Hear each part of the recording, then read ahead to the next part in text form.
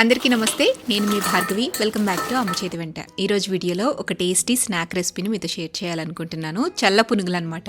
జనరల్గా road side చల్ల పునుగులు అంటే మైదా పిండితో చేస్తూ ఉంటారు. అయితే ఈ రోజు నేను చూపించబోయే చల్ల పునుగుల్లో అస్సలు మైదా పిండి అనేది వాడమన్నమాట. అచ్చం గోధుమ పిండితోనే ఈ చల్ల పునుగుల్ని చేసుకోవచ్చు. అయినా కూడా సేమ్ టేస్ట్ అండ్ టెక్స్చర్ ఉంటుంది. దీనికి కాంబినేషన్ గా స్ట్రీట్ స్టైల్ చట్నీ రెసిపీని కూడా చూపిస్తున్నాను. మరి రెసిపీ చూసిన తర్వాత మీరు కూడా ఇంట్లో ఈవినింగ్ టైంలో స్నాక్స్ కింద ఇలా వేడివేడి చల్ల పునుగుల్ని వేసి పెట్టేసేయండి. రెసిపీ ప్రాసెస్ ఎలా చేసుకోవాలో త్వరగా చూసేద్దాం. ఒక మిక్సింగ్ బౌల్ తీసుకోండి. అందులోకి 1 కప్పు దాకా పుల్లటి పెరుగు తీసుకోవాలి.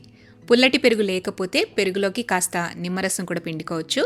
వీలైనంత వరకు పుల్లటి పెరుగు వాడటానికి ట్రై చేయండి. పెరుగు వేసుకున్న తర్వాత ఇందులోకి రుచికి తగినంత ఉప్పు, 1/2 టీ స్పూన్ దాకా వంట సోడా, 1/2 టేబుల్ స్పూన్ దాకా ఆయిల్ వేసుకుని పెరుగు మొత్తాన్ని కూడా బాగా బీట్ చేసుకోండి. చేత్తోనైనా పర్వాలేదు, లేదా విస్కర్తో అయినా సాఫ్ట్ గా బీట్ చేసుకోవాలి. ఇప్పుడు ఏ కప్పుతో పెరుగు తీసుకున్నామో అదే కప్పుతో 1 కప్పు దాకా గోధుమ పిండి వేసుకోండి.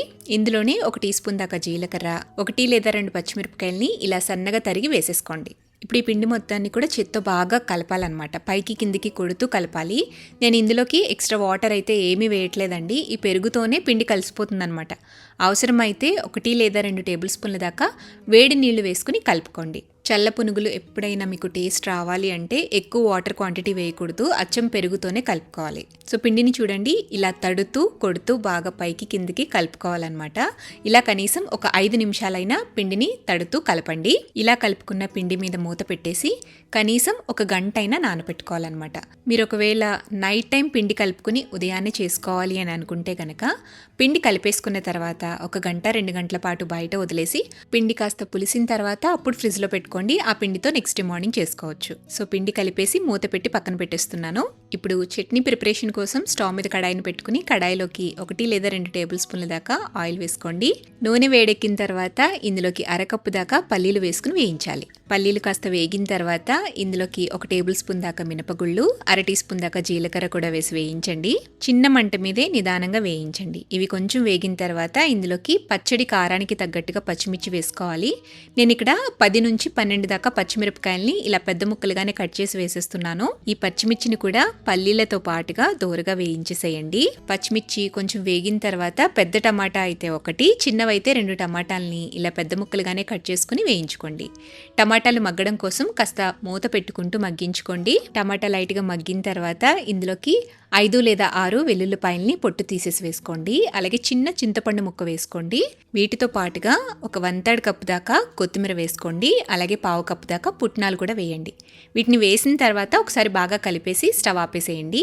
పెనం వేడికి ఇవన్నీ కూడా మగ్గిపోతాయి అన్నమాట. పూర్తిగా చల్లారిన తర్వాత వీటన్నిటిని కూడా మిక్సీ జార్లోకి వేసుకోవాలి. ఇప్పుడు ఇందులోకి రుచికి తగినంత ఉప్పు, అలాగే కన్సిస్టెన్సీకి తగ్గట్టుగా నీళ్లు వేసుకుని లైట్గా బరకుండేటట్టుగా గ్రైండ్ చేయండి. మరి స్మూత్ ఫైన్ పేస్ట్లా కాకుండా లైట్ బరకుండేలాగా గ్రైండ్ చేసుకుని ఒక గిన్నెలోకి తీసుకోండి.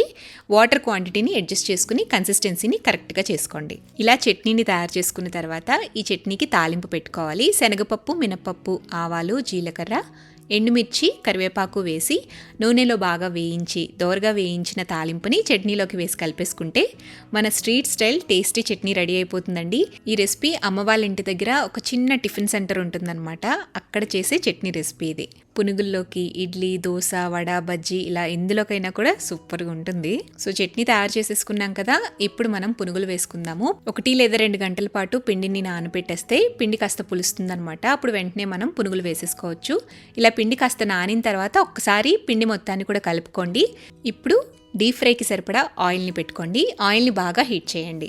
బాగా ఆయిల్ కాగిన తర్వాత అప్పుడు మంటని లో ఫ్లేమ్లోకి టర్న్ చేసుకుని చేతిని వాటర్లో తడిపి ఆ తర్వాత ఈ పిండిలోంచి కొంచెం కొంచెంగా పిండి తీసుకుంటూ బొటన వేలుతో స్లోగా చిన్న చిన్న పిండి ముద్దలు వేయండి.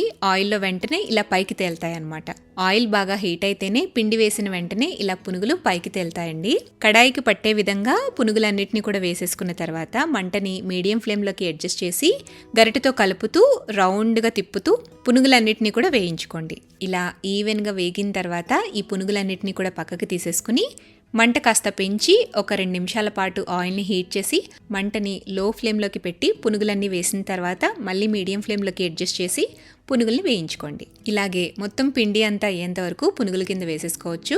పిండి మీరు స్టోర్ చేసుకోవాలి అనుకున్నా కూడా కాస్త వేసుకుని ఫ్రిడ్జ్లో పెట్టుకుని స్టోర్ చేసుకోవచ్చు. అంతేనండి, గోధుమ పిండితో చాలా సింపుల్గా టేస్టీగా స్ట్రీట్ స్టైల్లో చల్ల పునుగులు వేసేసుకోవచ్చు. వేడివేడిగా తింటే కనుక పైన క్రిస్పీ లేయర్తో లోపల సాఫ్ట్గా గుల్లగా చాలా టేస్టీగా ఉంటాయి. ఈ చల్ల పునుగులు అలాగే మనం తయారు చేసుకున్న చట్నీతో పాటుగా కాస్త ఉల్లిపాయలు కూడా కట్ చేసి పక్కన పెట్టేసేయండి. ఈ కాంబినేషన్ అనేది చాలా బాగుంటుందన్నమాట. మీరు కూడా తప్పకుండా ఇంట్లో ఇలా ఒకసారి నేను చెప్పినట్టుగా గోధుమ పిండితో చల్ల పునుగులు వేసి చూడండి. చాలా చాలా టేస్టీగా వస్తాయి. ట్రై చేసి టేస్ట్ చేశాక మీ ఫీడ్బ్యాక్ని నాతో షేర్ చేయడం మర్చిపోవద్దు. వీడియో నచ్చితే లైక్ చేయండి, మీ ఫ్రెండ్స్కి రిలేటివ్స్కి షేర్ చేయండి. మరిన్ని టేస్టీ సింపుల్ క్విక్ రెసిపీస్ కోసం అమ్మ చేతి వంట ఛానల్ని సబ్స్క్రైబ్ చేయండి.